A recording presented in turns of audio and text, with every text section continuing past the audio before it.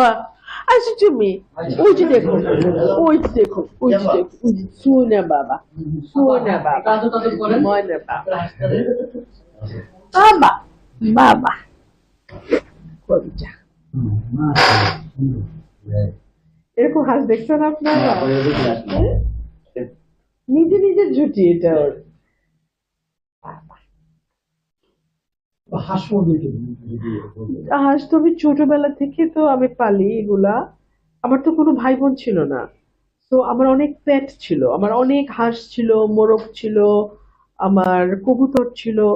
তো এরপরে তো আসলে আম্মু চাকরির সুবাদে আমরা বড় বড় বাসায় থাকতাম, আম্মা বড় চাকরি করতেন, সরকারি বড় কোয়ার্টারে থাকতাম। এরপরে তো আমরা ছোট অ্যাপার্টমেন্টে চলে গেলাম, তখন আসলে এই হাঁস টাস আমার আর হলো না পালা। ওরে বাবা, ওরে বাবা, ওরে বাবা, ওরে বাবা, ওরে বাবা।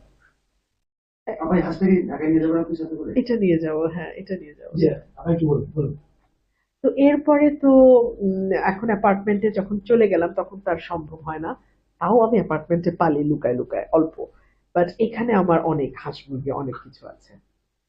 তো ওদের সাথে আমার বেশিরভাগ সময় আমার ফ্রি টাইম গুলো ওদের সাথে। এই জন্য কি হাঁস পদ্ধতি বেছে নিয়েছেন? এই জন্যই হয়তো, মানে যতবার ও বলে এই প্রতীকটার নাম ততবার আমার ভেতর থেকেই খুশি লাগে। তো বাবা, আপনার হাঁসের ভিতরে কি কি গুণাবলী আছে যে কারণে আপনার মনে হলো যে হাঁসটাকে মার্কা করা উচিত? ওরা খুব দলবদ্ধভাবে চলে, ওরা খুব ডিসিপ্লিন, মানে এটা এখন মানুষ হাসবে, আমি হাঁস পালি তো এজন্য আমি জানি। আর হাঁস কিন্তু লক্ষ্মীর প্রতীক, ওরা ডিম দেয়, ছানা দেয়, অনেকে হাঁসের খামার করেই দেখা যায় যে তাদের পরিবারটা চলে। তো আপনি যদি ওই দিক থেকেও দেখেন, হাঁস কিন্তু একটা লক্ষ্মীর প্রতীক। হাঁস কিন্তু অপরচুনিটি, তাই না? আমার জার্নিটা কঠিন ছিল নিশ্চয়ই, তবে আমার চেয়েও কঠিন ছিল আমার নেতা কর্মীদের।